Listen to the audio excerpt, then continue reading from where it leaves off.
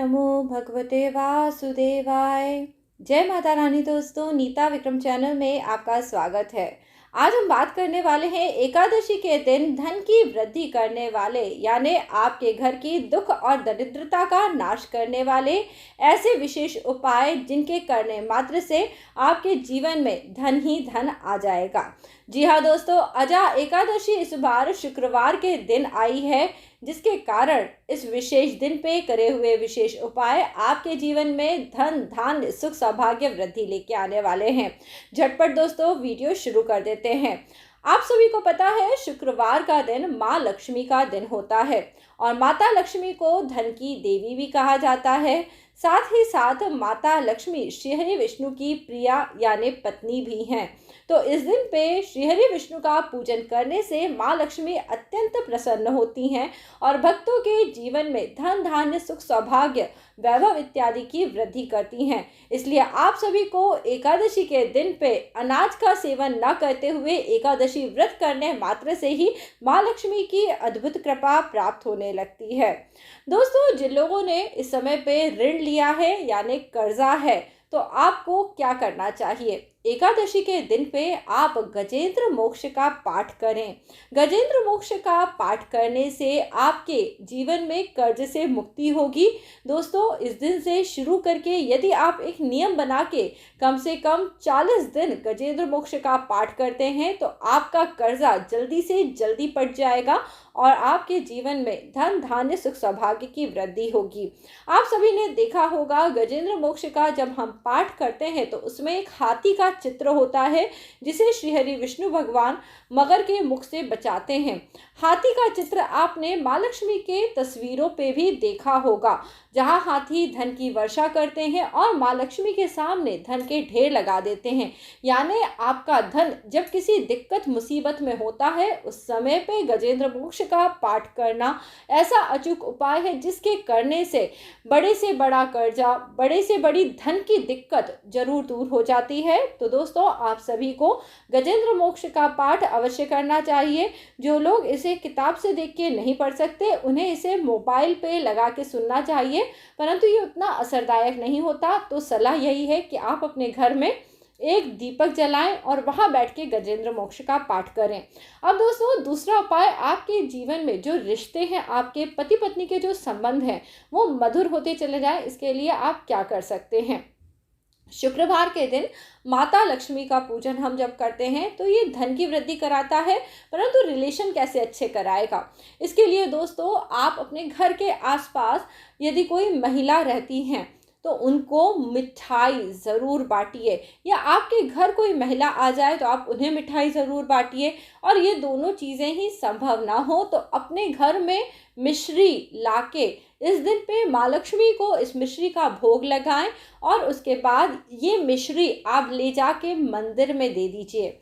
जी हाँ, ऐसा करने से भी आपके रिलेशन, आपके पारिवारिक संबंध, पति पत्नी के संबंधों में एक मिठास आनी शुरू हो जाती है।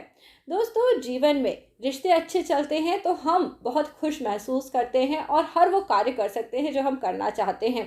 एकादशी का दिन आपको हर प्रकार के कष्टों से, सभी पापों से मुक्त कराता है। तो इस दिन पे एक महा उपाय मैंने अपने पिछले कई वीडियो में भी बताया है, आज फिर से आपको बता रही हूँ, जो आपको ज़रूर करना चाहिए। राम नाम का जाप। दोस्तों, ऐसा कई साइंटिफिक पद्धतियों में प्रूफ हो चुका है कि जब हम अपने मुंह से रा अक्षर निकालते हैं तो हमारे शरीर में जितने भी पाप होते हैं वो रा अक्षर के साथ बाहर निकल जाते हैं। और जब हम माँ बोलते हैं तो जो पाप बाहर निकल गए हैं वो दोबारा अंदर नहीं आ पाते।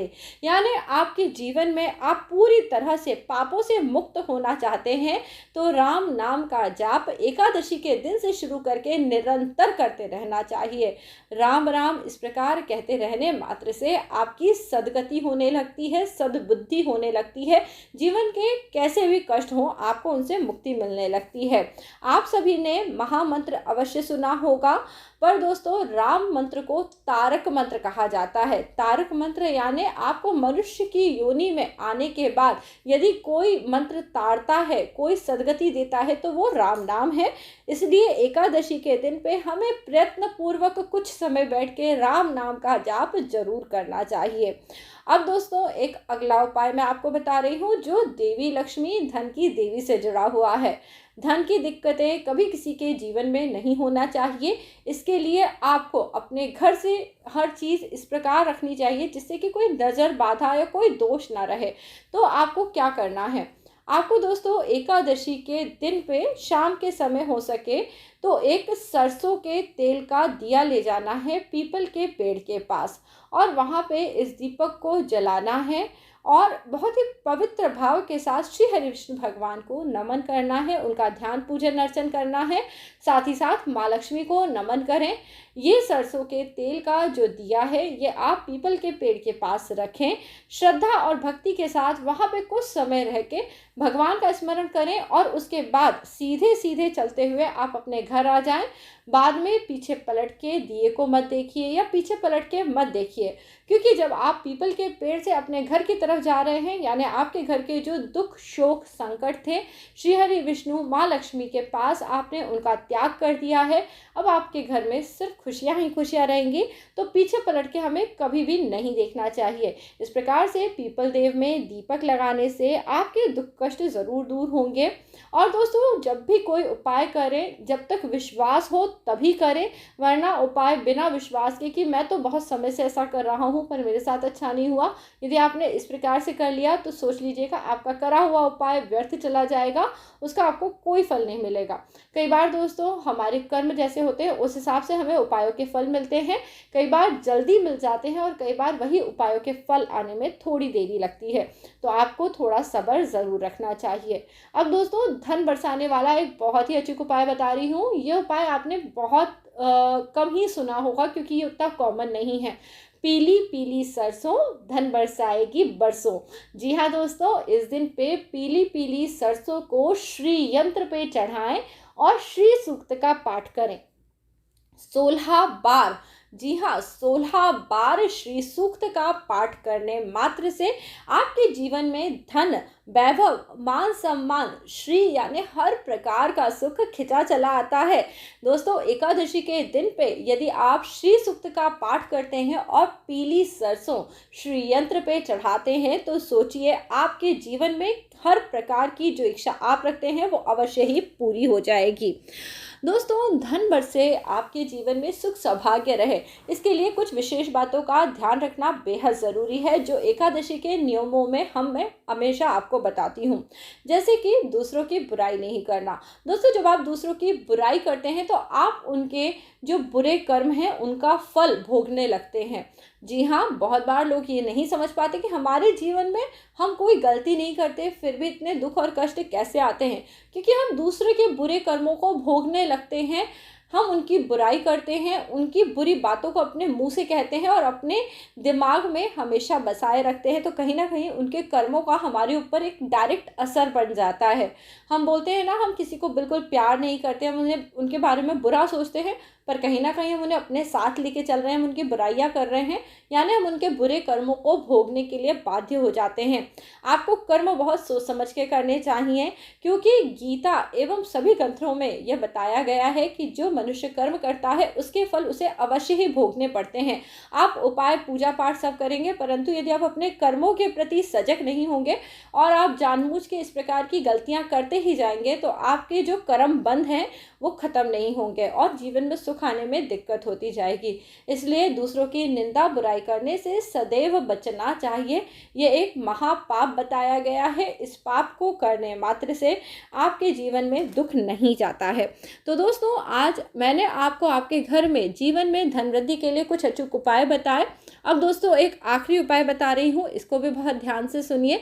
जिन लोगों के घर में धन की कमी रहती है उन्हें माता लक्ष्मी को हमेशा प्रसन्न रखना चाहिए। तो आज आप थोड़ी सी कौड़ी ले लें। जी हाँ दोस्तों, कौड़ी जो कि हमें समुद्र के पास या किसी भी नदी के किनारे मिल जाती हैं। इस कौड़ी के ऊपर थोड़ा सा हल्दी डालिए और इस कौड़ी को आप शाम के समय अपने दीपक में रखिए और देसी घी का दीपक बनाइए। माता तुलसी के आगे इस दीपक को जलाइए और कम से कम 11 बार ओम नमो भगवते वासुदेवाय नमः ज़रूर कहिए। देखिएगा जीवन में धन की वृद्धि होगी और आपके घर में पैसा रुपया भरपूर मात्रा में आने लगेगा। एकादशी व्रत पूर्ण होने से पूर्व आपको एक छोटी सी प्रार्थना जरूर करनी है। सर्वे भवन्तु सुखिनः, सर्वे सन्तु निरामया, सर्वे भद्राणि पश्यन्तु, मा कश्चित् दुःख भाग् भवेत्। इस प्रकार से हर प्रकार के दुखों का नाश होगा और आपके जीवन में सुख ही सुख आएगा। दोस्तों, यदि वीडियो आपको पसंद आया है तो वीडियो को लाइक करना है और अगर आज नीता विक्रम परिवार के साथ आप पहली बार जुड़ रहे हैं तो चैनल ज़रूर सब्सक्राइब करिए पूजा पाठ संबंधी सभी जानकारी प्राप्त करने के लिए।